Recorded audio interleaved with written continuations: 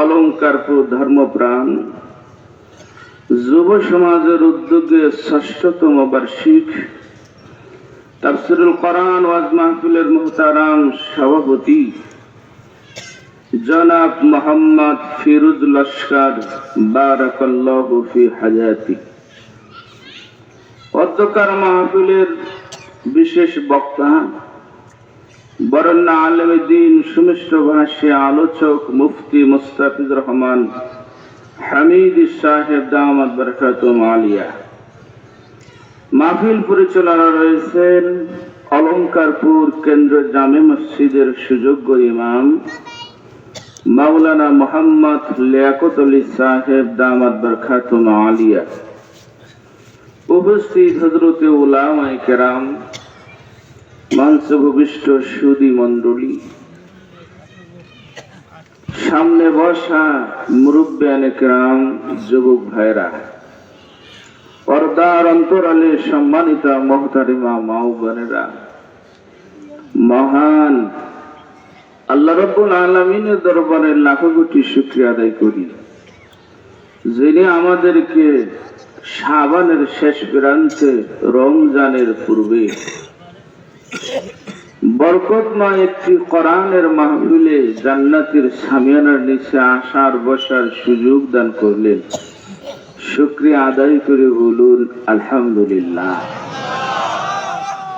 অতি নিকটে রহমত, বরকত, মাগফিরাতের মাস, ইমানদার মুমিন মুসলমানের ফসল কেটে ঘরে নেওয়ার মাস। বলেন সুবহানাল্লাহ। ইমানদার মুমিনের জীবনকে আলোকিত করার মাস, কোরআন দিয়ে জীবন সাজানোর মাস, জাহান্নামের আগুন থেকে বাঁচার মাস, জীবনের গুনাহগুলো মাফ করানোর সুবর্ণ সুযোগের মাস, মাহে রমজান। যেই মাসে একটা নফল আদায় করলে একটা ফরজ, একটা ফরজ আদায় করলে ৭০টা ফরজের সমান। সবাই তো সুবহানাল্লাহ করেন না? যেই মাসের এক রাত্রে ইবাদত করলে ১০০০ মাসের সওয়াব। আর একটু জোরে বলে।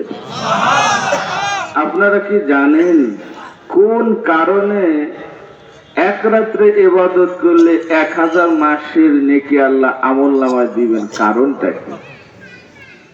একটা নফল আদায় করলে একটা ফরজ, একটা ফরজ ৭০টা ফরজ। কোটি কোটি গুনাহগার ইমানদার মুমিন মুসলমানের জাহান্নামের অপরাধী জাহান্নামীদেরকে আল্লাহ ইফতারের সময় মাফ করে দিবেন। কারণটা কি? এ মাসের এত বরকত কেন? এই মাস কিসের ছোঁয়া পাইছে?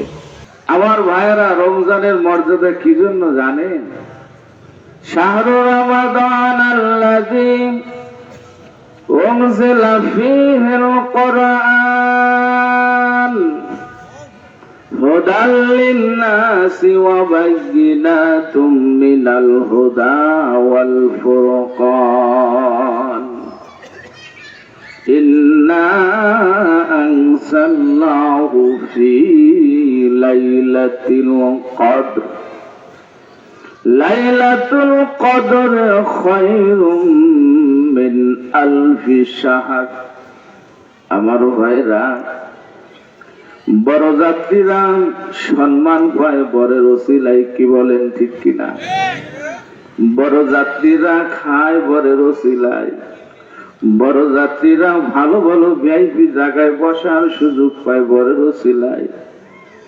এ মাসের কোনো বরকত নয়, এ মাসের কোনো ফজিলত নয়। ফজিলত পাইছে একমাত্র কোরআনের খাতিরে।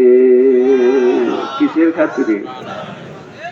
কোরআন নাযিল হওয়ার কারণে আল্লাহ রাব্বুল আলামিন এই মাসকে এত দামি করে দিলেন। একটা নফল আদায় করলে একটা ফরজ, একটা ফরজ আদায় করলে ৭০টা ফরজ। এক রাত্রে ইবাদত করলে ৮৩ বছর ইবাদতের সওয়াব আল্লাহ আমলনামায় দিবেন। কিসের খাতিরে দিবেন ভাই? কারণ হলো এই মাসে আল্লাহ কোরআন নাযিল করেছে। সৃষ্টি কোরআন আই কালামে হক সে নাস সিস্তেকায় কালামে হকশে না সরনামায়ে রব্বানা সাআমুদ্দুনাস বরপা খানে শবে রোজ আয় হাবিব আবরোগের মাতুরা বাশদ নসিব বলো হে আউয়াল আলিফ বাতা নাখানি জিক্র আয় দরসে খানদান কায়তোয়ানি।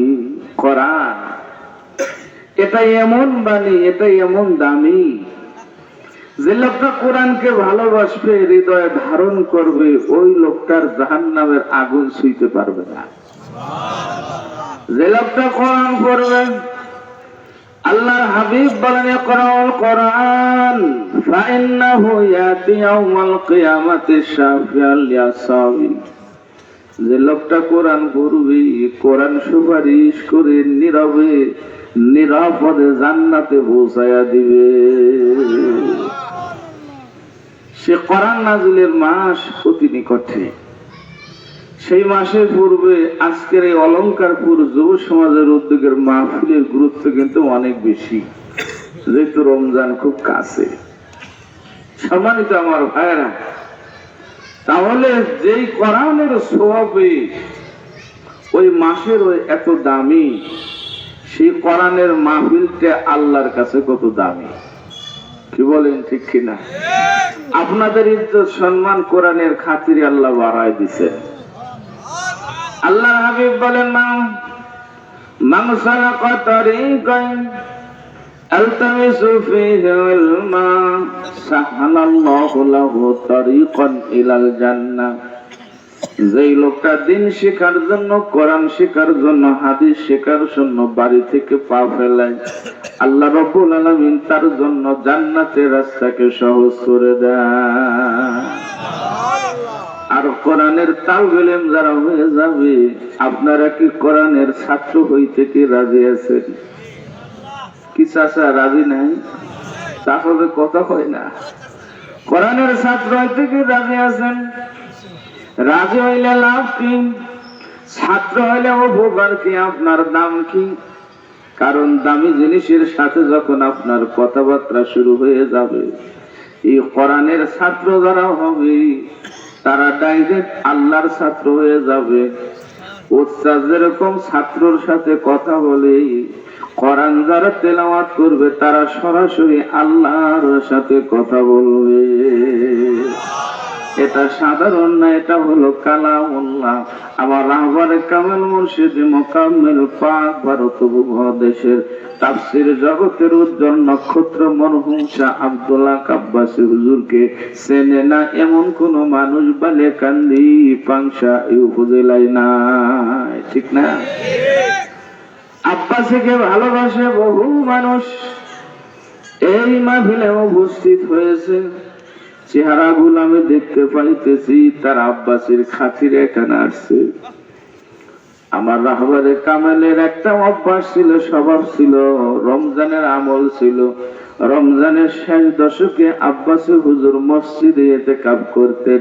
এটা আব্বাসী হুজুরের সুন্নাত না, এটা হলো মুহাম্মদ রাসূলুল্লাহর সুন্নাত।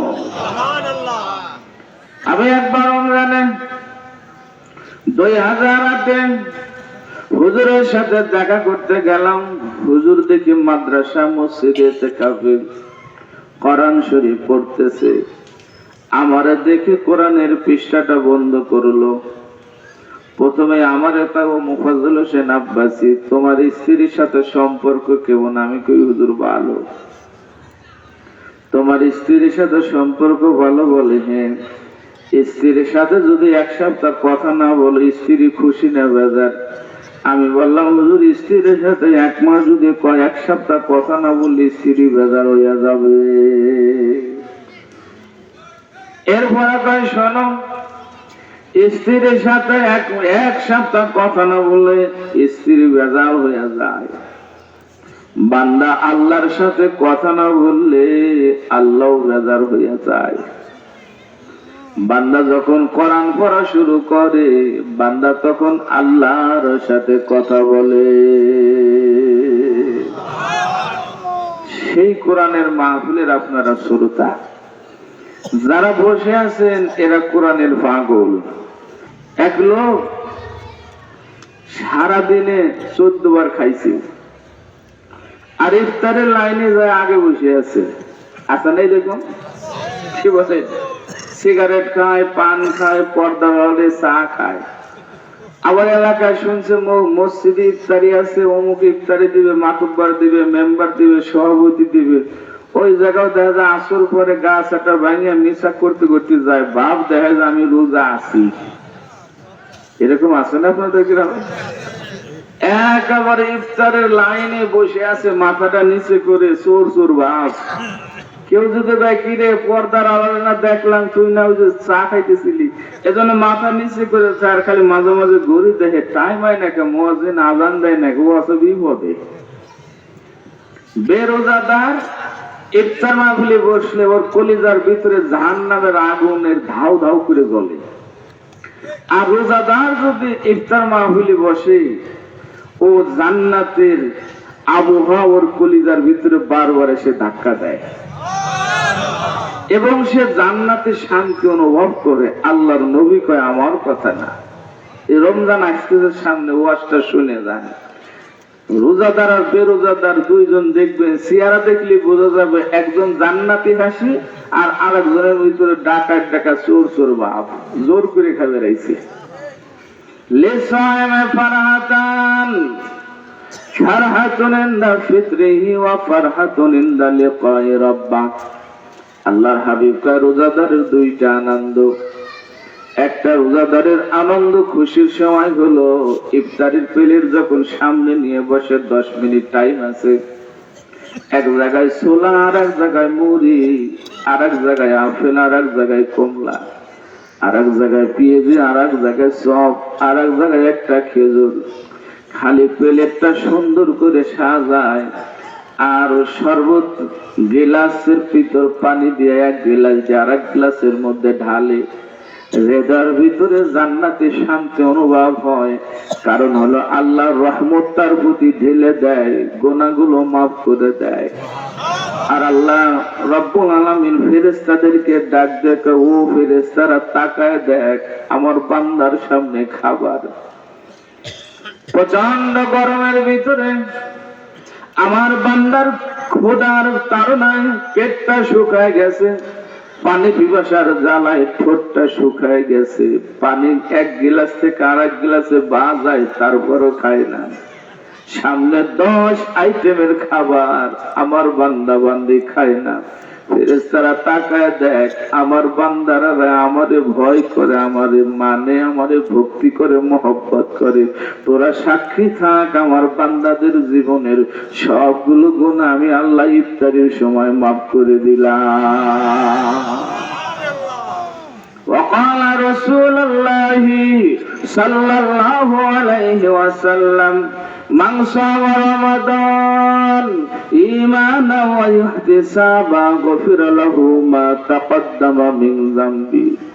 আল্লাহর হাবিব বলেন, যে লোকটা ঈমানের সাথে সবের নিয়তে মাহে রমজানের রোজা রাখবে, আল্লাহ রাব্বুল আলামিন তার জীবনের সমস্ত গুনাহগুলোরে আল্লাহ মাফ করে দিবে।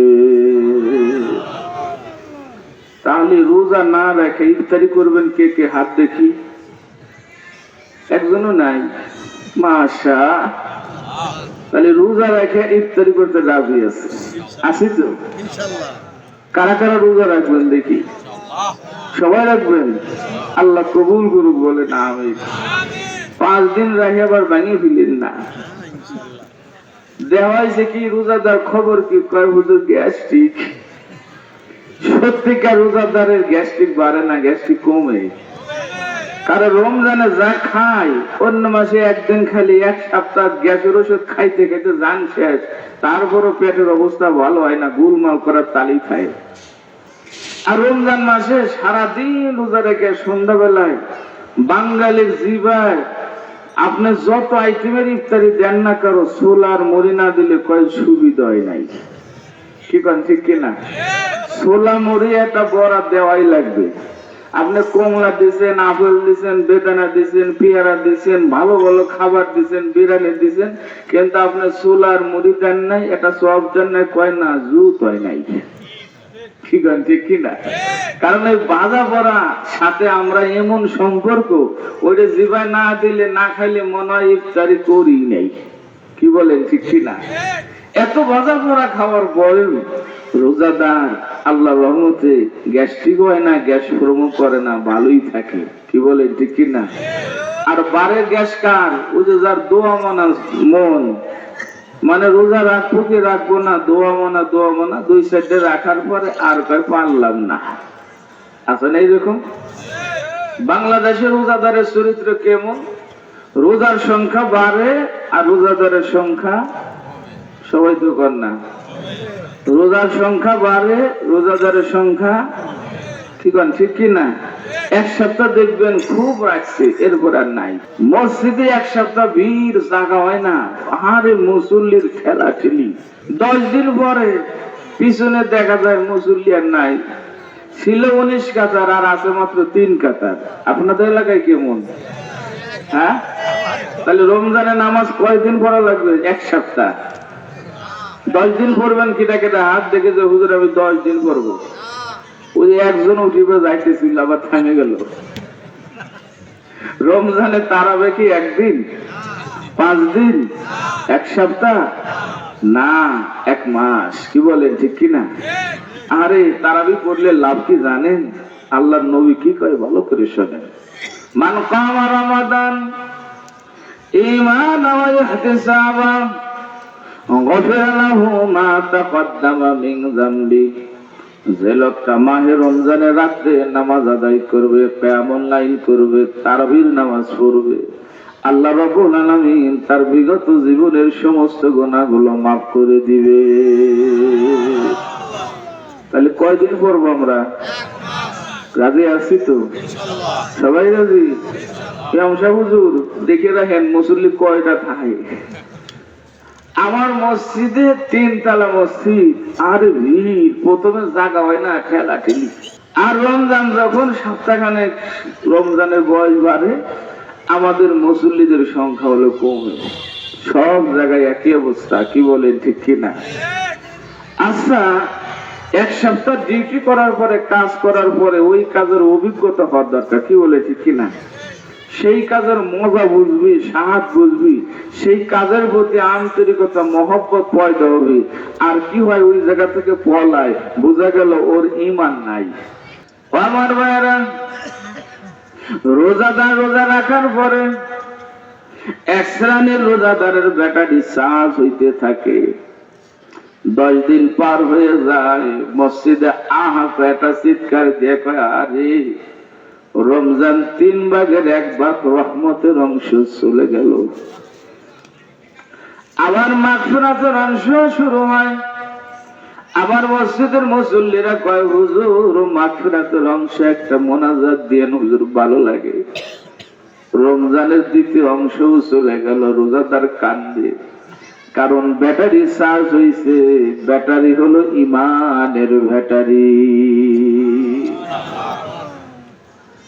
রমজানের প্রায় শেষের দিক চলে আসছে। জাহান্নামের আগুন থেকে মাসের সময়গুলো চলতেছে। রোজাদার খালি কান্দে, আল্লাহ রে আগামী বছর রোজা পাবো কি পাবো না। তোমার রহমতের মাস চলে যায়, মাগফিরাতের মাস চলে যায়, নাজাতের মাস চলে যায়, আমারে তুমি ক্ষমা করছো কি না আমি জানি না। মাওলারে আমারে মাফ করছো কি আমি জানি না। জাহান্নামীদের তালিকায় আমার নামটা মনে আছে, এখনো তুমি কাটো নাই। মাওলারে তোমার কাছে বারবার মোনাজাত দিয়ে বলি, আল্লাহ রে তুমি আমারে মাফ করো, ক্ষমা করো, জাহান্নামের দাও দাও আগুন থেকে আমারে বাঁচাও। তোমার হাবিব না বলছে, রমজানে যে মাফ পাবে না সে আর কোনোদিন ক্ষমা পাবে না, সে হয়ে যাবে কপাল পোড়া হতভাগা। আল্লাহ রে তুমি আমাদের মাফ করে দাও, তুমি ক্ষমা করে দাও। এমন রোজাদার আছে কিনা? জোরে বলেন, আছে কিনা? রমজানের শেষের দিকে খালি কান্দে, খালি কান্দে। আর কিছু হতভাগা কপাল পোড়া। 5 দিন 10 দিন রাখার পরে তার ব্যাটারির প্লেট মার খেয়ে গেছে। কি হয়েছে বলেন তো? প্লেট মার খেয়ে গেছে, অর্থাৎ তার ইমান বলতে কিছু নাই। ইমান তাজা হইতে যায় মুর্দা হয়ে গেছে। যারা যে সমস্ত রোজাদারেরা 5টা 10টা রোজা রাখার পরে সুস্থ মানুষ অসুস্থ হয় না, অসুস্থ হলে ভিন্ন কথা। কোন অসুস্থ মানুষ রোজা না রাখতে পারলে কান্দে আল্লাহর কাছে, কান্দে আল্লাহ সুস্থ করে দাও। আর সুস্থ মানুষ রোজা না রাখে চা খায়, বিড়ি খায়, সিগারেট খায়, রাস্তা দিয়ে ঘুরে, কলিজার ভিতরে একটু ভয় নাই। আমার ভাইরে, উম্মতে মুহাম্মাদি হওয়ার কারণে আমরা বেঁচে গেছি, তা না হলে ডাইরেক্ট গজব আমাদের উপরে নাজিল হতো। আল্লাহ রাব্বুল আলামিন রমজানের রোজা ফরজ করে দিয়েছেন। তাহলে আমরা কয়টা রাখবো? কয়টা? রাজি আছি তো? সারাদিন রোজা রাখছে আর একজন রোজা রাখে নাই। 2 জন মসজিদে ইফতারি করতে বসে আছে। 2 জনের শান্তি কি এক? জোরে বলেন এক। একজনের দিলের ভিতরে জান্নাতের শান্তি, আর একজনের দিলের ভিতরে জাহান্নামের আগুনে দাউ দাউ করে জ্বলতেছে। ও খালি পায়ে আজান দেয় না কে? ওর ভিতরে চোর চোর ভাব। কেউ যদি দেয়, কিরে তোর না দেখলাম পর্দার আড়ালে খাইতে, তুই দিয়ে আবার ইফতার করতে আইছিস, ওর ভিতরে একটা লজ্জা কাজ করে। কি বলেন ঠিক কিনা? আল্লাহর কোরআন থেকে আমি সূরা ফুরকান থেকে তেলাওয়াত করেছি। সূরা ফুরকান থেকে সংক্ষিপ্ত আলোচনা আপনাদেরকে উপহার দিয়ে, আখিরি মোনাজাত দিয়ে আপনাদের কাছ থেকে বিদায় নেব ইনশাআল্লাহ। ওয়া ইবাদুর রহমান আল্লাযীনা ইয়ামশুনা আলাল আরদি হাওনা। বলেন সুবহানাল্লাহ। আমি সূরা ফুরকানের 63 নম্বর আয়াতে কারিমা থেকে তেলাওয়াত করেছি। সূরা ফুরকানের 63 নম্বর আয়াতে কারিমা থেকে আল্লাহ রাব্বুল আলামিন আল্লাহর যারা বান্দা, রহমানের যারা গোলাম, তাদের 13টা গুণ বর্ণনা করছে। কয়টা বলেন তো? কথা বলেন, কয়টা? কার গুণ বলেন তো? আল্লাহর গোলাম। কার গোলাম? আল্লাহ বলছেন এই গুণগুলো যাদের মধ্যে থাকবে ওরা হলো আমার বান্দা, ওরা আমার গোলাম। আর আল্লাহর বান্দা যারা হবে এরা স্পেশাল ভিআইপি জান্নাতের মধ্যে জায়গা পাবে। আর যাদের ভিতরে এই গুণগুলো থাকবে না ওরা আল্লাহর বান্দা হবে না, আল্লাহ ওদের প্রতি খুশি হবে না। সুতরাং আমরা আল্লাহর বান্দা হইতে চাই তো? রাজি আছি তো? আল্লাহ রাব্বুল আলামিন যদি বলে আমার বান্দা, আমাদের আর কিছু লাগে? আর কিছু লাগে? তাহলে আল্লাহর বান্দা হইতে হলে কয়টা গুণ লাগবে? 13টা গুণ। কয়টা গুণ? ওয়া ইবাদুর রহমান। ইবাদুল শব্দটি বহু বচন, এর এক বচন হলো আব্দুল। ভালো করে খেয়াল করেন, আল্লাহর নবী কয় কেউ যদি কোরআনের একটা আয়াত বোঝার জন্য চেষ্টা করে, আল্লাহ তার আমলনামায় 100 রাকাত নফল নামাজ পড়ার সওয়াব দান করবে। আমি আপনাদের সামনে কিছু কিছু বোঝানোর চেষ্টা করি। ইলম নাই, কালাম নাই, আমার ইলমের গভীরতা নাই, কোরআন শরীফ ভালো মতো পড়তেও পারি না। এরপরও আমার মনে বড় সাহস আছে, কারণ বাংলার সবচেয়ে বড় মুফাসসিরের আমি সফর সঙ্গী ছিলাম, তার খাদেম ছিলাম, আল্লাহর ওলির সোহবতে ছিলাম। কত খেদমত করছি, কত আঙ্গুল টেনে দিছি, পাও টেনে দিছি, আল্লাহর ওলির মাথায় কত তেল দিয়ে দিছি, আল্লাহর ওলির পাশে ছিলাম, আল্লাহর ওলির নজর আমার দিকে লাগছে। সেই খাতিরে সারা বাংলার মানুষ আমারে ডাকে। কিসের খাতিরে? তারা জানে আব্বাসী হুজুরের একজন খাদেম আছে, একজন সোহবতপ্রাপ্ত একজন খলিফা আছে, ওনার আলোচনা শুনলে আব্বাসীর ঘেরান পাওয়া যায়।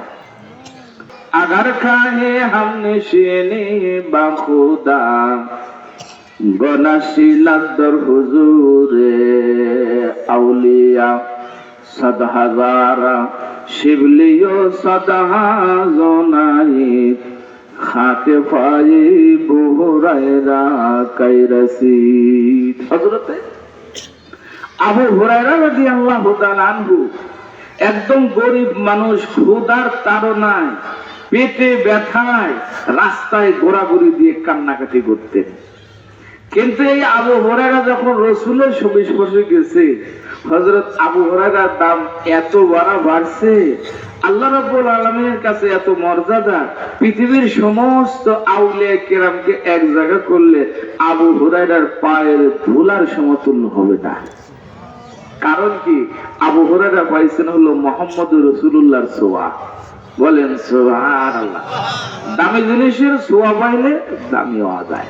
তাহলে আমরা আল্লাহর কোরআনের সাথে যদি লাগিয়ে যাই, তাহলে আল্লাহ রাব্বুল আলামিন আমাদেরও দাম বাড়াবেন। কি বলেন, ঠিক কি না? আমরা কি রাজি আছি তো?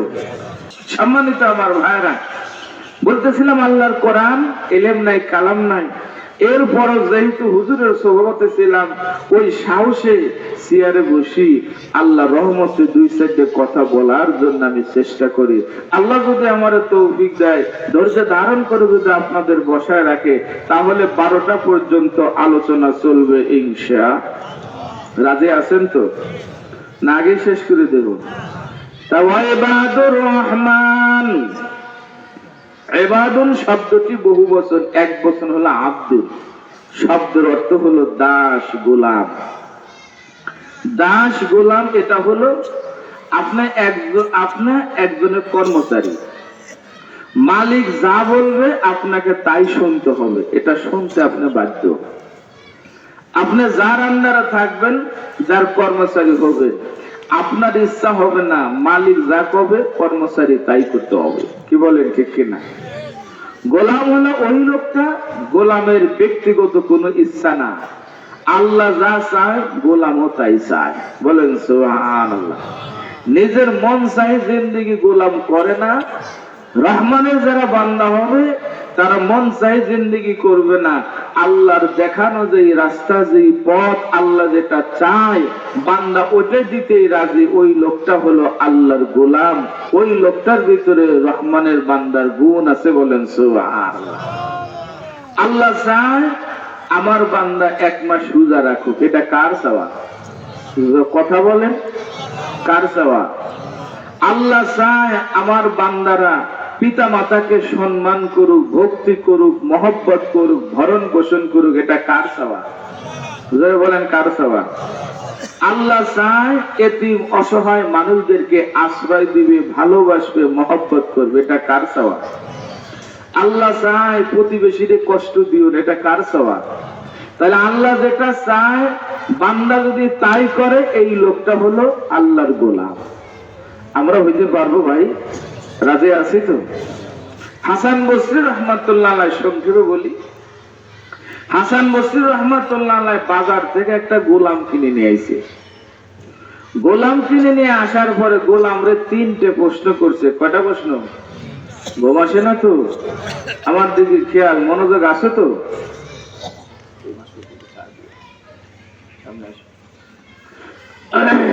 সম্মানিত আমার ভাইয়েরা, গোলাম কিনে নিয়ে আসে হাসান বসরি, আল্লাহর ওলি। গোলামরে 3টে প্রশ্ন করছে, গোলাম সুন্দর করে জবাব দিচ্ছে। 1 নম্বর প্রশ্ন করছে, গোলাম তুমি কি খাওয়া পছন্দ করো? খেয়াল করে, খুব দামি কথা, তুমি কি খাওয়া পছন্দ করো? গোলাম কয়, আমি হলাম গোলাম, আপনি হলেন মনিব। গোলামের আবার কোন পছন্দ আছে নাকি, ইচ্ছা আছে নাকি? মনিব যা খাওয়ায় গোলাম তাই খায় খুশি। সুবহানাল্লাহ। উত্তরটা শুনে হাসান বসরি খুশি হয়েছে, না রে, গোলামের তো বুদ্ধি আছে রে। গরিব বলে কি হবে, বুদ্ধি ঠিক আছে। 2 নম্বর প্রশ্ন করে, গোলাম তোমার কোন পোশাক পরা পছন্দ লাগে, ভালো লাগে? গোলাম জবাব দেয়, আমি হলাম গোলাম, আপনি হলেন আমার মনিব, আবার কোন ইচ্ছা নাই। আপনি যেই পোশাক পরাইয়া খুশি, আমি ওই পোশাক পরতে খুশি। হাসান বসরি খুশি হয়ে গেলেন, আবার প্রশ্ন করে, গোলাম রে, কোন রুমের ভিতরে কোন ঘরে থাকলে তুমি খুশি হও, তুমি বলো তো।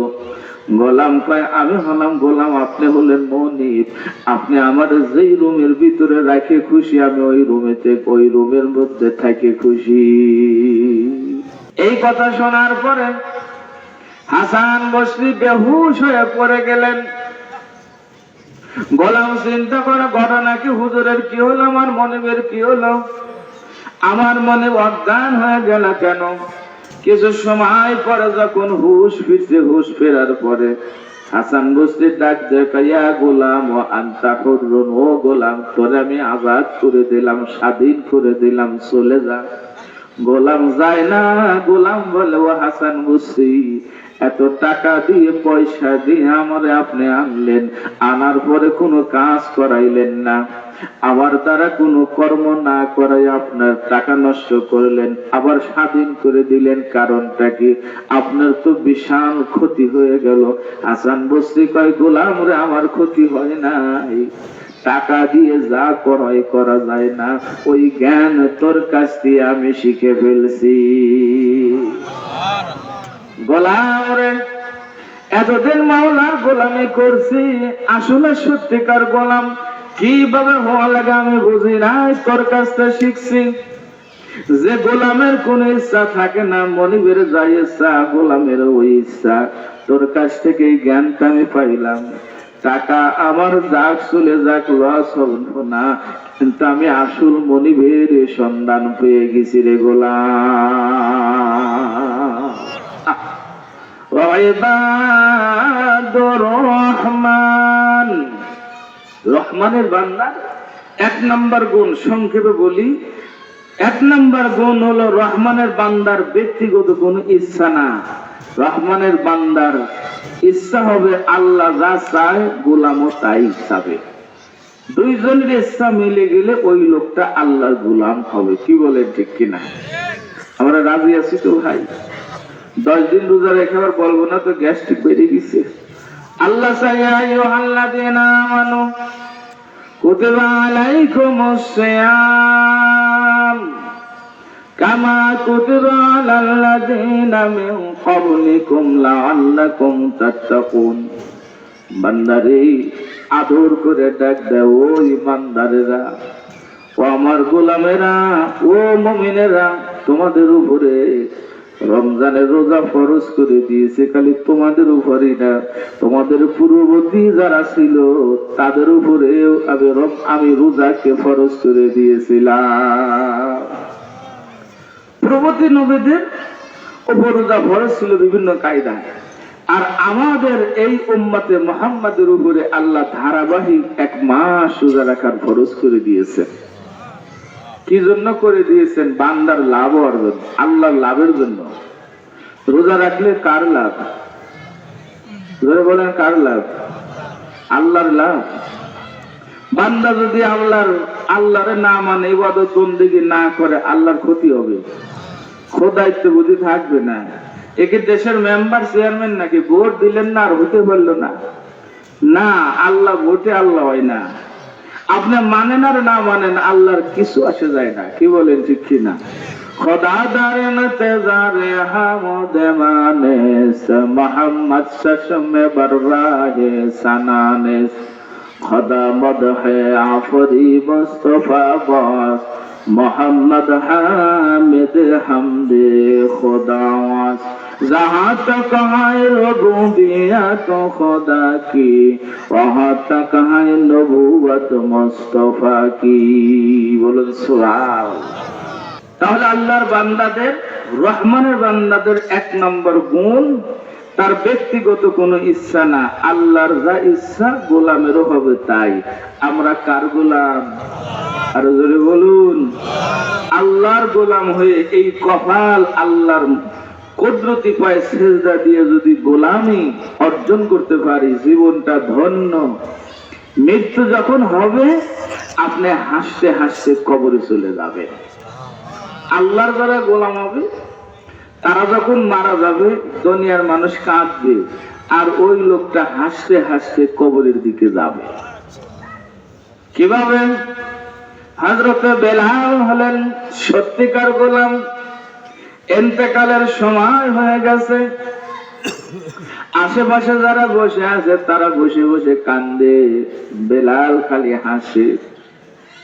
আশেপাশে যারা বসে আছে তারা বুঝতেছে বেলাল বুঝি বাঁচবে না, বেলালের শেষ মুহূর্ত চলে আইছে।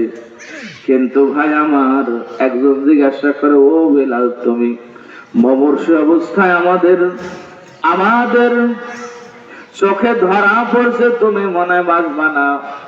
মানুষ মৃত্যুবরণ করার যত আলামত দেখা যায় সব তোমার মধ্যে প্রকাশ পাইছে। মানুষ মরার আগে কিছু কিছু আলামত দেখে বোঝা যায় কিনা বলেন তো? মুরব্বীরা কয়, মানুষ মরার আগে দেখা যায় কানটা ভাঙা ভাঙা হয়ে যায়, চেহারার আকৃতি নষ্ট হয়ে যায়, চেহারার ভিতরে ভয়ঙ্কর কাজ করে, এলোমেলো কথা বলা শুরু করে। অনেকেই বোঝে এই লোকটা বুঝে আর থাকবে না, মনে হয় কখন যেন চলে যায়। বেলালের আশেপাশ থেকে বলে, ও বেলাল, তুমি মনে হয় বাঁচবা না, তুমি দেখে হাসো। বেলাল কয়, আমি এই জন্য হাসতেছি, কারণ হলো আমি ইন্তেকালের ফলে আমার মাওলার সাথে আমার দিদার হয়ে যাবে। আমার ইন্তেকালের পরে সবচেয়ে বেশি যারা আমি মহব্বত করি, আমি ভালোবাসি, আমার জানের চাইতে যারা বেশি ভালোবাসতাম, যেই চেহারা দেখে দেখে মসজিদে নববীতে আমি আযান দিতাম, আমি বেলাল যখন বলতাম আশহাদু আল্লা ইলাহা ইল্লাল্লাহ ওয়া আশহাদু আন্না মুহাম্মাদান আবদুহু ওয়া রাসূলুহু, আমি যখন আযান দিতাম আশহাদু আন্না মুহাম্মাদার রাসূলুল্লাহ বললে আমি রাসূলুল্লাহর দিকে তাকাইতাম, আল্লাহ রসুলকে দেখে দেখে আমি সাক্ষ্য দিতাম, আমি আযান দিতাম। আমার নবী দুনিয়া থেকে চলে গেছে, দীর্ঘদিন আমার দেখা হয় না, আমার মৃত্যু হওয়ার সাথে সাথে নবীর সাথে আমার দিদার হয়ে যাবে, এই জন্য আমি বেলাল হাসতেছি। তার চিন্তা, আমার নবীর সাথে দেখা হওয়ার মাঝখানে বাধা হলো আমার মৃত্যু।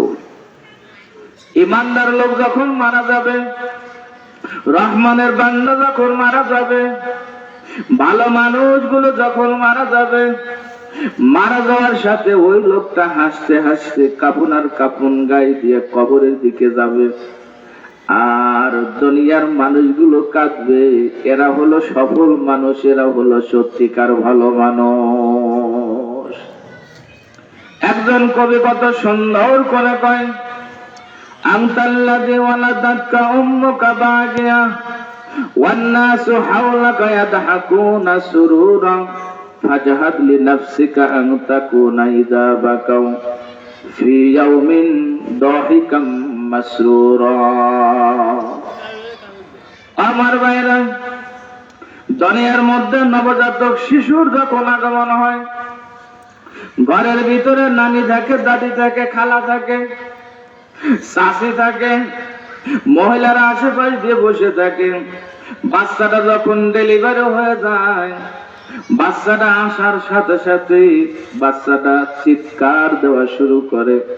বাচ্চা যখন কান্দে, ঘরের ভিতরে যারা আছে সবাই তখন হাসে, বলে সুবহানাল্লাহ।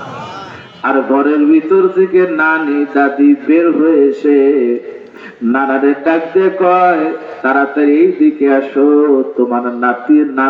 তোমার নাতিন জন্ম নিয়েছে, তোমার নাতি জন্ম নিয়েছে। সারাটা বাড়িতে সবাই খুশিতে মুখরিত হয়ে বাড়িতে সবাই হাসাহাসি করে। আমাদের বাড়িতে নতুন মেহমান আইছে, সবাই খুশি, কিন্তু বাড়িতে সবাই হাসতেছে, কিন্তু যিনি দুনিয়ায় আসলো তিনি কিন্তু কাঁদে, ঠিক না? ছোট বাচ্চা আসার পরে কান্দে। কেন কান্দে? ও কান্দে জানান দেয় যে আমি আলাম। কি বলেন, ঠিক কিনা? আর যদি বাচ্চা না কান্দলেও কিন্তু সমস্যা আছে। ডাক্তাররা বাচ্চার যে না কান্দে বোঝা যাবে এই বাচ্চার কোনো রোগ আছে, এই বাচ্চার কোনো সমস্যা আছে। এজন্য বাচ্চারা যখন কান্দে, ওর কান্নার আওয়াজে সবাই খুশি হয়ে যায়। কবি কয় তুমি এমন ভাবে জীবন গঠন করাম তাল্লাতি ওয়ালাদাতকা উম্মুকা বাগিয়া ওয়ান নাসু হাওলাকা ইয়াদহাকুনা ফালিয়াদহাকুনা সুরুরা। যেদিন তুমি দুনিয়াতে এসেছিলে তুমি একা একা কেঁদেছিলে, পাশে বসে সবাই তোমাকে দেখে হাসছিল। তুমি জীবনটা এমন ভাবে কাটাও, দুনিয়ার জীবন এমন ভাবে তুমি চালাও যুবক, এমন ভাবে জীবনটা চালাবা, তুমি যখন মারা যাবা তুমি হাসতে হাসতে কবরের দিকে যাবা, আর সব দুনিয়ার মানুষ তোমার জন্য কাঁদবে। রহমানের গোলামেরা যখন মারা যাবে, মারা যাওয়ার সাথে সাথে দুনিয়ার মানুষ তার জন্য কাঁদবে। আমরা দেখি একজন মানুষ মারা গেলে এলাকার মানুষ হাউমাউ করে কান্দে, আবার একজন মারা গেলে এলাকার মানুষ খুশি হয়, মিষ্টি বিলায় আর পায় বাঁচিছি সন্তারাশি মারা গেছে, বলে না? বলে কি বলে না? তাহলে আমরা মৃত্যুর পরে মানুষ যেন বলে লোকটা ভালো ছিল, মানুষ যেন বলে না আচরণ ভালো ছিল, লেনদেন ভালো ছিল, কথাবার্তা ভালো ছিল, মানুষের সাথে হাসি মুখে কথা কইতো, কোনোদিন রাগ করে নাই, ঝগড়া করে নাই, মারামারি করে নাই, কাটাকাটি করে নাই, টাকা পয়সা নিয়ে কারোর সাথে কোনোদিন ঝগড়া বিবাদ বাধা নাই। নারে লোকটা ভালো ছিল, দেখা হলে সালাম দিত। আর পারবো কি ভাই এই গুণ নিতে? জোর করে আমাদের দেশে এমন আছে, মানুষ যখন মারা যায় দেখবেন হুজুররা বলে কিনা আমার জানা নাই, তবে আমি রাজবাড়িতে যত জানাজার শরীর হয়েছে কোনো হুজুর বলে নাই। কারণ জানাজার লাশ সামনে করে বক্তৃতা দিবে হলে ইমাম সাহেব, এলাকার যিনি বড় আলেম, তিনি বক্তৃতা দিবে। কি বক্তৃতা দেয় কারা? লাশ সামনে নিয়ে কারা বক্তৃতা দেয়? কয় আমার দলের লোক, বলে কি না? কি বলেন? বলে না? আমার দলের একজন একনিষ্ঠ কর্মী মারা গেছে, আমরা মর্মাহত, আমরা আহত, আমরা দলের পক্ষ থেকে শোকাহত, আমার দলের লোক মারা গেছে, বলে না? এইরকম মানে ওই মরা সামনে নিয়ে ওই জায়গায় রাজনীতি করে। আচ্ছা না আপনাদের এলাকায় এরকম হয় না? এরকম বক্তৃতা কি বলেন হয় কি হয় না? লাশ সামনে, এখানে কি ভোট চাওয়ার জায়গা, নির্বাচন করার জায়গা, এখান থেকে আখিরাতের পাত্র সংগ্রহ করার জায়গা। এখানে ওলামায়ে কেরাম কিছু কথা বলবেন নসিহতমূলক, আখিরাতের চিত্র তুলে ধরবেন। আমাদেরও যাওয়া লাগবে, ইনি চলে গেলেন খালি হাতে, আমাদেরও চলে লাগবে। ইনিও রাজনীতি করছেন, অনেকে রাজনীতি করেন, অনেকের টাকা আছে, পয়সা আছে, ক্ষমতার দাপট আছে, দেখেন মারা গেছে, সব শেষ, কোনো কিছুই সাথে গেল না। ভাই সবাই চলে যাব, সুতরাং মরণ থেকে আমরা এই শিক্ষা নেই, ভালো মানুষ হই, মানুষ যেন মৃত্যুর পর আমাদের ভালো বলে।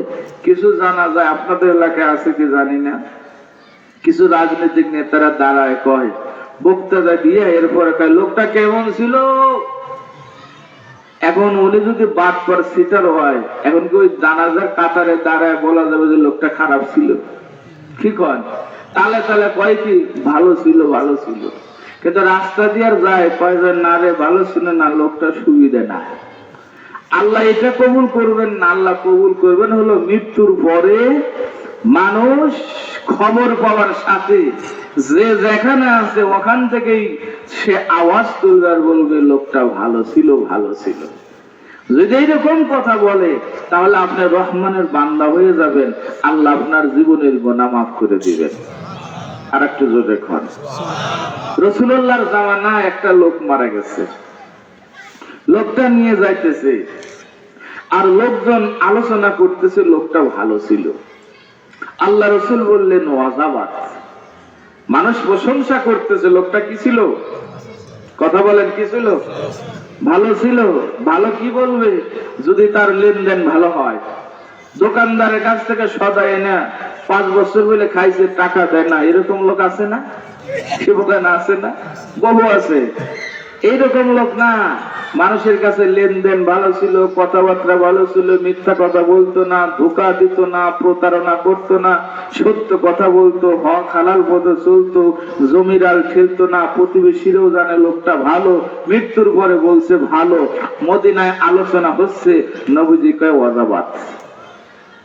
আর একটা লাশ নিয়ে যাইতেছে, মানুষ তার বিরুদ্ধে নানান রকম কথা কইতেছে, কয় অমুকে টাকা মেরে দিছে, আছে না এরকম, 5 লাখ দিছে, নেয় না, দেয় নাই, জমি দখল করছে, আছে না এরকম, কি বলেন আছে না?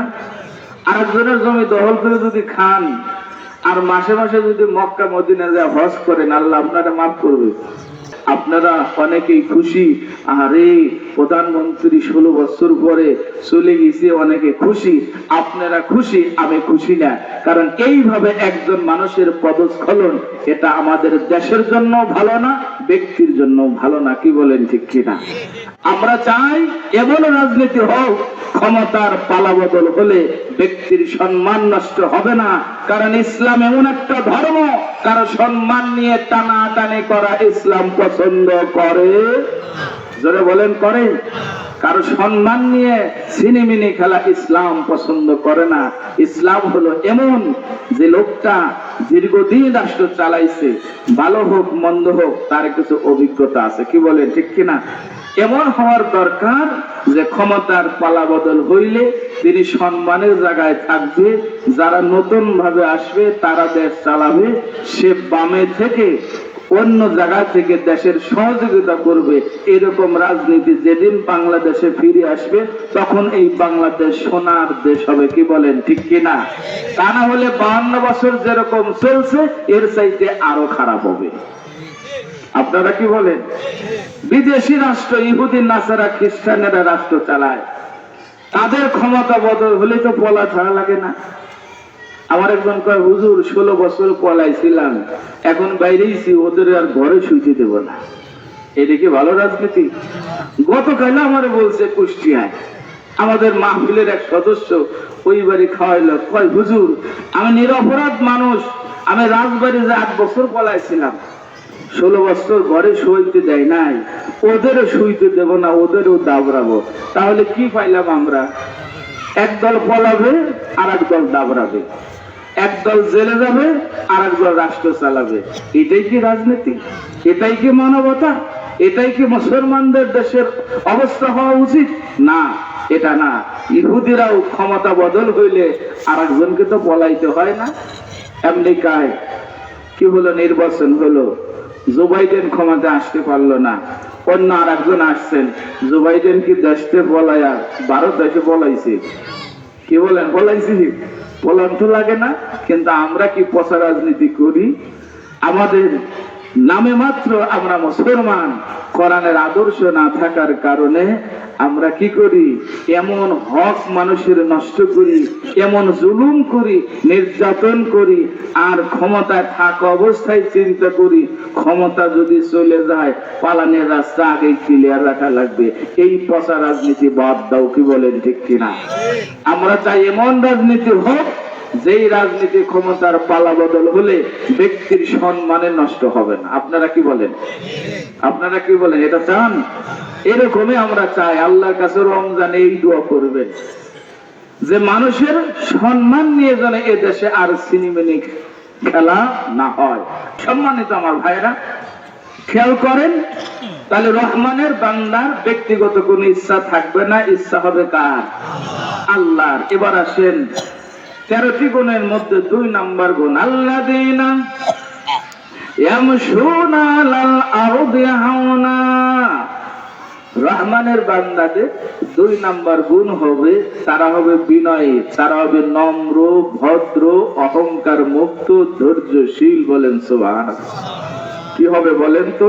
নম্র হবে, ভদ্র হবে, বিনয় হবে, অহংকার মুক্ত হবে, ধৈর্যশীল হবে। এই সুন্দর গুণ যদি নিজের দিলের ভিতরে, নিজের জীবনে সেট করতে পারেন, আপনি হবেন আল্লাহর বান্দা। কার বান্দা?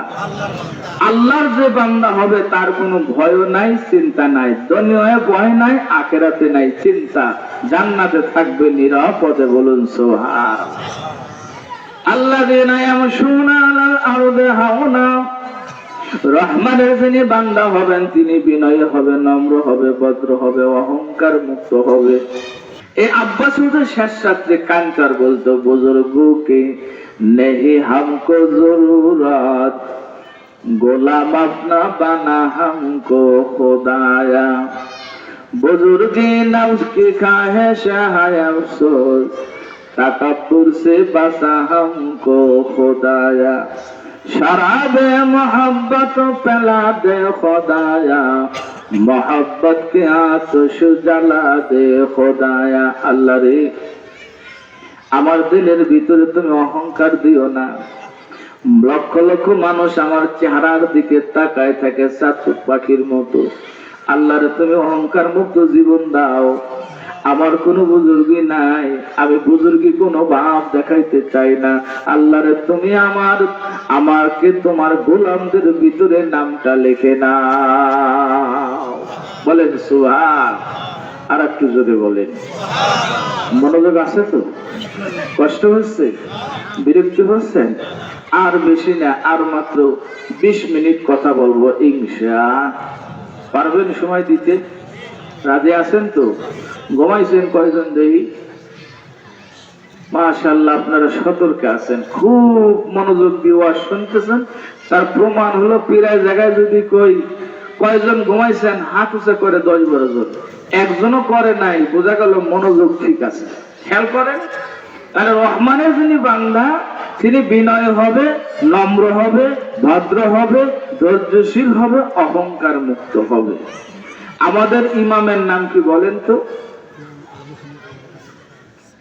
ভুলে গেছেন? যার যার মসজিদের ইমামের নাম জানেন না? মসজিদের ইমাম না, গোটা পৃথিবীর ইমাম, ইমামে আজম আবু হানিফা। মানেন তো? কি বলেন, মানেন তো? কারা কারা মানেন হাত দেখি? মাশাআল্লাহ। অনেকে আছে ইদানিং আবার ইমাম মানে না, আছে না? দেখুন, ওনারা ইমাম পছন্দ করে না, আমরা আবার ইমাম মানি। আমরা কম বুঝি তো, এই জন্য আমরা ইমাম মানি। আমাদের উত্তর সুরি পূর্ব সুরি যারা ছিল বুজুর্গানে দিন ওলামায়ে কেরাম সবাই ইমাম মানছে, আমরাও ইমাম মানি। কি বলেন, ঠিক কিনা? আর ইদানিং কিছু গোলামান বেরিয়েছে, ওরা ইমামের চাইতে বেশি বোঝে। ইমামের চাইতে মুসল্লি বেশি বুঝলে ওই মুসল্লির ওই মসজিদে নামাজ হয় না। কি বলেন? ইমামের সাথে যদি মুসল্লি বেশি বোঝে তাহলে ওই মুসল্লির নামাজ হবে, সেটা ইমামের সাথে বেশি বোঝে। আমরা কম বুঝি তো, এই জন্য ইমাম আজম আবু হানিফারে আমরা মানি। সুবহান। ইমাম আজম আবু হানিফা রাহমাতুল্লাহ আলাইহি ওই জামানায় আর একজন বড় আলেম ছিলেন, তার নাম হলো সুফিয়ান সাউরি। একজন সুফিয়ান সাউরির ভক্ত, আর একজন ইমাম আবু হানিফার ভক্ত। ইমাম আবু হানিফার যিনি ভক্ত, ও কয় আমার ইমাম আবু হানিফা এ জামানার সবচেয়ে ধৈর্যশীল আলেম। সুফিয়ান সাউরির যিনি ভক্ত, উনি কয় এ জামানার সবচেয়ে ধৈর্যশীল আলেম হলো আমার হুজুর সুফিয়ান সাউরি। দুইজনের ভিতরে ঝগড়া। এখন কয় চল পরীক্ষা করব। পরীক্ষা করার জন্য ইমাম আবু হানিফার কাছে গেছে। ইমাম আবু হানিফার অভ্যাস হলো উনি এশার নামাজ পড়ে কোরআন হাদিস গবেষণা শুরু করে। একেবারে গবেষণা করতে করতে ফজরের নামাজের আযান দেয়। বলেন সুবহানাল্লাহ। সারা রাত ইমাম আবু হানিফা ঘুমাইতেন না। এজন্য ওনার জীবনে আসছে যে উনি 40 বছর ইশার ওযু দিয়া ফজরের নামাজ পড়ছে। বলেন না সুবহানাল্লাহ। উনি একজন তাবী ছিলেন। ইমাম আজম আবু হানিফা ইশা থেকে ফজর পর্যন্ত ঘুমাইতেন না। আর ফজরের পরে উনি যোহর পর্যন্ত হাজার হাজার ছাত্ররা ওনার দরবারে এসে থাকতো। উনি ফজর থেকে যোহর পর্যন্ত তাদেরকে তালিম দিতেন, শিক্ষা দিতেন। বলেন সুবহানাল্লাহ। তাহলে রাত্রে ঘুমালো না, ফজর থেকে যোহর পর্যন্ত ঘুমাইলো না। আমার ভাইয়েরা, আমরা যদি কেউ রাত জাগি তাহলে আমরা ফজরের সময় হওয়ার সাথে সাথে ফজর পড়িয়ে তাড়াতাড়ি ঘুমাই। কি বলেন, ঠিক কিনা? ফজরের নামাজ থেকে যোহর পর্যন্ত শিক্ষা দিতেন। যোহরের নামাজ পড়ে ইমাম আজম আবু হানিফা রাহমাতুল্লাহ আলাইহি খাওয়া দাওয়া শেষ করে দোতলা বিল্ডিং এ একটা রুমের ভিতরে সামান্য সময় একটু বিশ্রাম নিতে যাইতেন, ঘুমাইতে যাইতেন। ইমাম আবু হানিফা গরিব মানুষ ছিলেন না, আল্লাহ বড় ধনী মানুষ বানায় দিয়েছিলেন। সুবহানাল্লাহ। আবেদর কিস্তি হালাকে কিস্তিয়াস, আবেদর হালাকে কিস্তিয়াস, আবে अंदर जीरी किस्ती पुस्तियास, आबेदर किस्ती हालाके किस्तियास, আবে अंदर जीरी किस्ती पुस्तियास। নৌকা হলো পানিতে সচল, কিন্তু নৌকার মধ্যে পানি উঠে গেলে নৌকা হয়ে যায় অচল। আমার ভাইরা, দুনিয়া আমাদের দরকার আছে, সম্পদ আমাদের লাগবে, সম্পদ ছাড়া দুনিয়া ছাড়া আমাদের চলা যাবে না। কিন্তু এমন সম্পদ কামাই করতে যা যদি আমার আখিরাতের নৌকা ডুবে যায়, ওই সম্পদ আমার দরকার নাই, ঠিক কিনা? এই সম্পদ কামাই করতে যায় আমি জাহান্নামের সেই সাগরে ডুবে যাব, ওই সম্পদ দরকার আছে? আমাদের সবচেয়ে বড় দরকার হলো আমাদের হালাল উপার্জন। কি উপার্জন বলেন তো?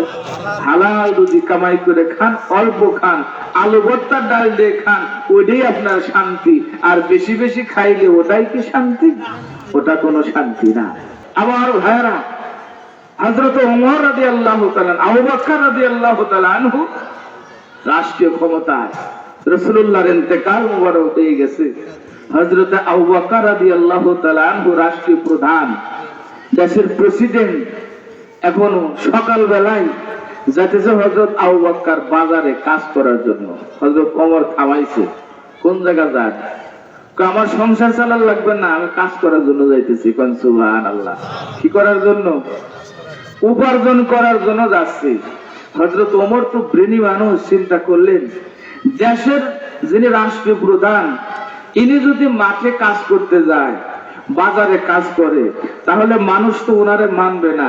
সুতরাং আপনি বাড়ি যান, রাষ্ট্রীয় কোষাগার থেকে আপনার জন্য একটা বরাদ্দ হবে, যেই বরাদ্দ দেওয়া হবে যেন আপনার সংসার আপনি চালাইতে পারেন। বলেন সুবহানাল্লাহ। আর একটু জোরে বলেন। তাহলে তারা রাজনীতি দেশের প্রধান হওয়ার পরেও কাজ করে খাইছে, অথবা রাষ্ট্রীয় গোদাম থেকে যা বরাদ্দ একজন সাধারণ পাবলিকের জন্য, যা একজন প্রেসিডেন্টের জন্য। হযরত আবু বকর ক্ষমতায় যেই উনি রাষ্ট্রীয় প্রধান হয়েছে, মদিনার প্রেসিডেন্ট, গ্রাম্য মহিলা খালি কাঁদতেছে। এক লোক জিজ্ঞাসা করে, তুমি কান্দো কে? কয়, এতদিন আমাদের বাড়িতে যা কাজের প্রয়োজন ছিল, বাজার করা যা দরকার ছিল, হযরত আবু বকর করে দিত। আর উনি যে এখন প্রধানমন্ত্রী, দেশের প্রধান হয়ে গেলেন, প্রেসিডেন্ট হয়ে গেলেন, আমাদের কাজ কে করে দিবেন? হযরত আবু বকর কাজের সময়, নির্ধারিত সময়ে বাড়িতে যা কয়, ও মা চিন্তা করো না, আমি প্রেসিডেন্ট হলে কি হবে, তোমার কাজের কোনো ঘাটতি হবে না, সময় মতো কাজ ঠিকই করে দেব। সুবহানাল্লাহ বলবেন না? আর একটু জোরে কর। এলাকায় একজন অন্ধ মহিলা, দেখে না সহি, তার দেখার মতো কেউ নাই, তার বাড়ির যাবতীয় কাজ হযরত আবু বকর করে দিতেন। হযরত ওমর চিন্তা করছেন, এই বৃদ্ধা মহিলা চোখে দেখে না, অসহায়, এই মানুষের খিদমত করলে জান্নাতে যাওয়া যাবে। কেউ যদি বিধবা, অসহায়, বৃদ্ধ মানুষের সেবা করে, অন্ধ মানুষ রাস্তা পার হইতে পারতেছে না। আমার আব্বাস হুজুর বলতেন, আল্লাহ নবী যে মেরাজে গেছেন, মেরাজে যা দেখে সুন্দর একটা বিল্ডিং, এক জায়গাটা সাইনবোর্ড টানানো, সাইনবোর্ডে লেখা আছে, কেউ যদি 1 টাকা দান করে 10 টাকার সওয়াব, আর কেউ যদি 1 টাকা ধার দেয় 18 টাকার সওয়াব। কোন সুবহানাল্লাহ। আল্লাহ নবী তো জিবরাইল, বুঝলাম না, 1 টাকা দান করলে 10 টাকার সওয়াব, আর 1 টাকা ধার দিলে 18 গুণ সওয়াব, কারণ কি? ওই লোকটা তো টাকা ফিরিয়ে দিবে, আর দান করলে তো ফিরাই দেবে না। এবার জিবরাইল কয়, ও আল্লাহর নবী, কারণ সম্মানিত ব্যক্তি সবার কাছে চায় না, আর গরিব মানুষ ভিক্ষুকের ওর কোনো সরব লজ্জা নাই, ও সারাদিন বেড়ে খালি কয়, বাইরে 2টা রুটির পয়সা দে। কি বলে ঠিক কিনা? সারাদিন ভিক্ষা করে বেড়াবে, ওর কোনো শরম নাই, লজ্জা নাই। আর মানে লোক, সম্মানিত লোক, কারো কাছে চাইতে পারে না, বিপদে পড়ছে, তুমি যদি ধার দাও আল্লাহ 18 গুণ সওয়াব দিবেন।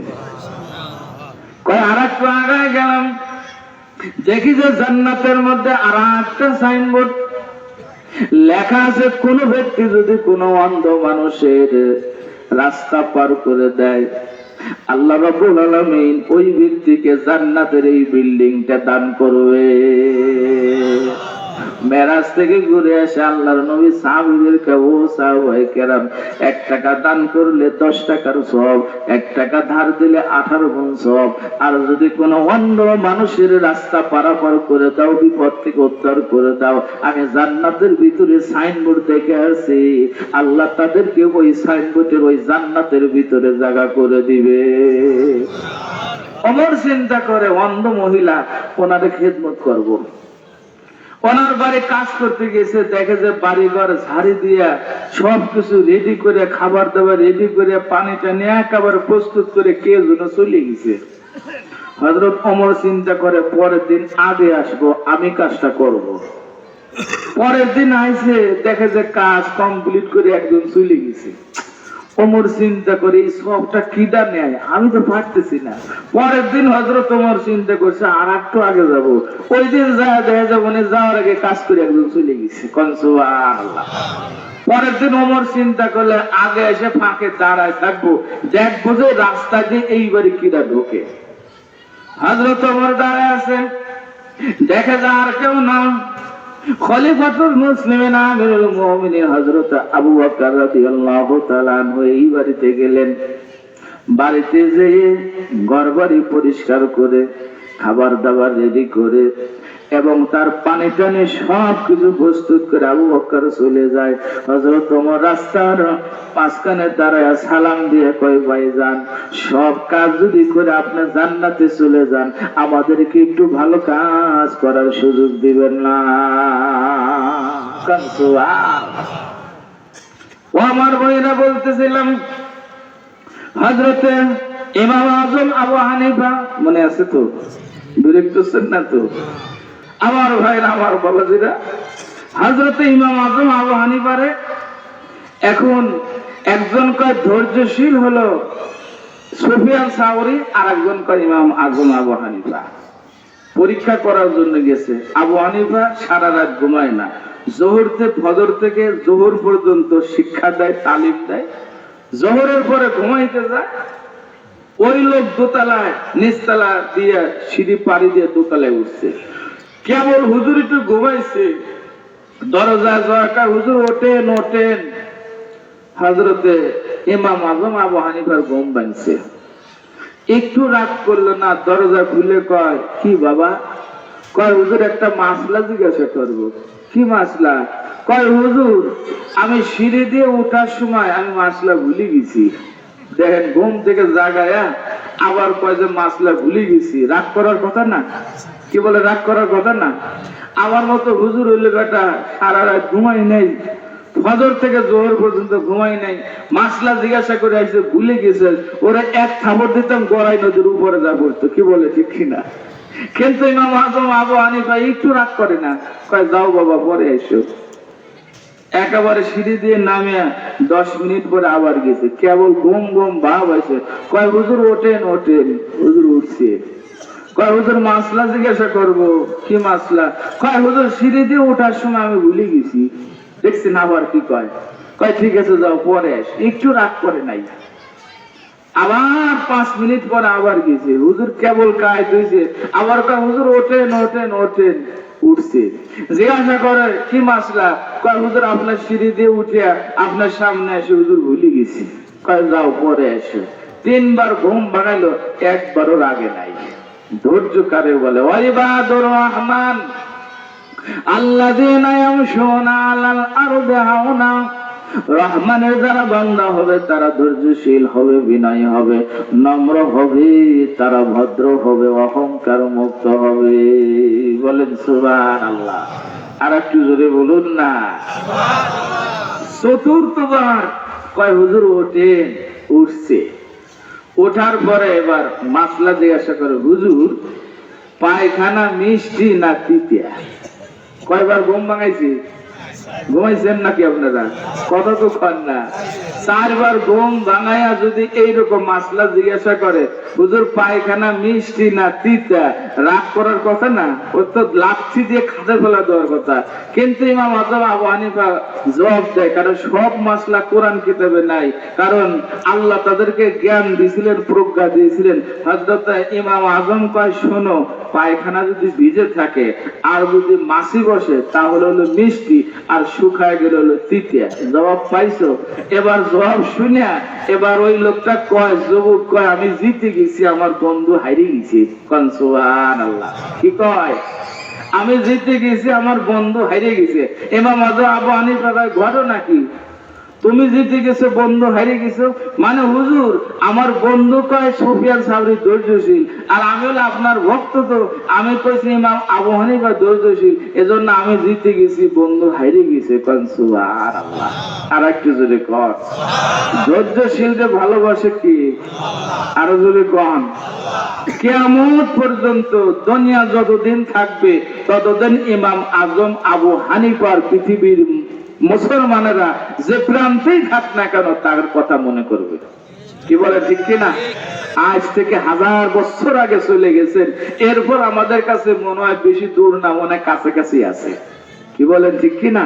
এটা হলো আল্লাহর পছন্দনীয় বান্দা।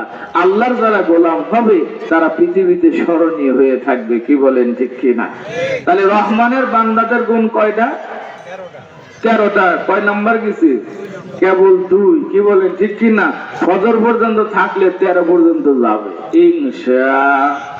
ভয় পেতেছেন না? ফজর হবে না ইনশাআল্লাহ। খেয়াল করেন, রহমানের বান্দাদের আরেকটা গুণ হলো মাঝে গ্যাপ দিয়ে একটু আগায় যায়, তারপরে আবার আসে। ওয়াল্লাযীনা ইযা আনফাকু লাম ইউসরিফু ওয়া লাম ইয়াকতুরু ওয়া কানা বাইনা যালিকা কাওয়ামা। রহমানের যারা বান্দা হবে তারা ব্যয় করবে, অপচয় করবে না। কি করবে? ব্যয় করবে, অপচয় করবে না। হযরত আব্দুল কাদের জিলানীকে ওনার এক মুরিদ দাওয়াত দিলেন। আব্দুল কাদের জিলানী রাহমাতুল্লাহর অভ্যাস হলো কেউ দাওয়াত দিলে তার সম্পর্কে আগে জেনে নিতেন। মুরিদদের ভিড়, এর ভিতরে একজন ছেলে জায়গা, হুজুর আমার বাড়ি যাওয়া লাগবে, আপনার দাওয়াত। আব্দুল কাদের জিলানী কয়, তুমি দাওয়াত দিবা? তোমার পোলাপান কয়টা? কয় হুজুর একটা। পাশে যারা আছে ওরা কয়, হুজুর মিথ্যা কথা কয়, পোলাপান হলো 8টা। কয় একটা। আবার কয়, তোমার টাকা পয়সা কেমন আছে? কয় হুজুর 3 থেকে 3,500। আশেপাশের লোকজন ভয়তে কথা কয় না, কয় উনি কোটি কোটি টাকার মালিক, কি মিথ্যা কথা কয় রে। আবার জিজ্ঞাসা করে, তোমার ঘর বাড়ি কেমন আছে? কয় হুজুর ঘর একটা আছে। উনি বাড়িতে চলে গেছে। আব্দুল কাদের জিলানী কয়, যাও, তোমার দাওয়াত নিলাম, ডায়েরিতে লিখে রাখলাম। যাওয়ার পরে মুরিদরে কয়, হুজুর 3টে কথা, 3টেই 100 বছর মিথ্যা। সুতরাং এই মিথ্যাবাদের বাড়ি আপনার মতো আল্লাহর ওলি দাওয়াত খাওয়া যায় যাবে না, আপনি যায়েন না। কারণ আব্দুল কাদের জিলানীকে ওয়াদা দিছি, বাবা যাই, যদি আসলে মিথ্যা হয় তাহলে খাবো না, চলে আসবো না। গিয়েছে, যাওয়ার পরে লাল টুকটুকে সুন্দর চেহারার একটা ছেলে আইছে। আসে কয়, দাদা বসেন। ঠিক আছে, বইছি। জিজ্ঞাসা করে, তোমরা কয় ভাই? কয় হুজুর আমরা হলাম 8 ভাই। কিন্তু বলছে কয়টা? আব্দুল কাদের জিলানী আল্লাহর ওলি, চেহারা রাগে লাল হয়ে গেছে। কয় কি রে ভাই হলো 8টা, আমার কাছে কয় হলো একটা। যাই হোক, এরপরে জিজ্ঞাসা করে, টাকা পয়সা কেমন আছে? কয় হুজুর আমার আব্বা তো 1000 কোটি টাকার মালিক। হুজুর রাগ কমছে না বাড়ছে? যেরকম রাগ আর একটু বাড়ছে, মোটামুটি 80% রাগে গেছে। এরপরে জিজ্ঞাসা করে, ঘর কয়টা আছে? কয় যে গ্রামে যে ঘরগুলো দেখেন তো সবই আমাদের, হুজুর আমরা বড় ধনী। হুজুরের টেম্পারেচার 180 উঠে গেছে। রাগের ঠেলায় ডাক দেয়, তোর আব্বারে ডাক। লোকটা আইছে, থরথর করে কাঁপতেছে। হুজুর কি হয়েছে? তুমি বলছো যে ছেলে একটা, অথচ তোমার ছেলে হলো 8টা। খেয়াল করেন, আব্দুল সালাম ভাই ঘুমায়েন না, এই যে আমার দিক লক্ষ্য করেন। একেবারে ওরে আল্লাহ, তোমার হলো ছেলে 8টার কইছে হলো 1টা। এখন ওই লোকটা কয়, হুজুর আপনারা না কোন ছেলে যেটা ভালো ওই হলো অরিজিনাল ছেলে, আমার একটা হলো ছেলে আর বাকি 7টা হলো টেলে। আব্দুল কাদের জিলানী কয়, টেলে আবার কেমন আর ছেলে পার্থক্য কি? কয়, হুজুর এই ছেলেটা আমার সেবা করে, যত্ন করে, নিয়মিত নামাজ পড়ে, রাত্রে ঘুমাইতে গেলে আমার মাথা টিপে দেয়, ঠ্যাং আতায় দেয়, না ঘুমানো পর্যন্ত আমার ছেলে এতে ঘুমায় না। শেষ রাত্রে উঠে পানি গরম করে দেয় আমার তাহাজ্জুদ পড়ার জন্য, আমার জামাতে মসজিদে নিয়ে যায়।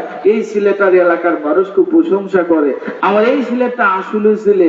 আর বাকি 7টা ছেলে মস্তান, সন্ত্রাসী, চাঁদাবাজি আর এত কেস কাবারে ওদের বিরুদ্ধে। হুজুর ওদের জ্বালায় আমার সম্মানের সব শেষ। এজন্য আমি কইছি ছেলে যেটা ভালো আপনারা না করেন ওইটা হলো ছেলে আর বাকি 7টা হলো টেলে। আব্দুল কাদের জিলানী কয়, ঠিকই আছে তোর কথা। এরপর আস্তে বুঝলাম, তুমি বলছো ঘর একটা, ঘর দেখি তোমার এত বুঝলে। কয়, হুজুর আপনারা কোন দুনিয়ায় কোনো ঘর আছে না? ঘর তো একটা, মরার পরে কবর। বুদ্ধিমানের জবাব কি দেখছেন?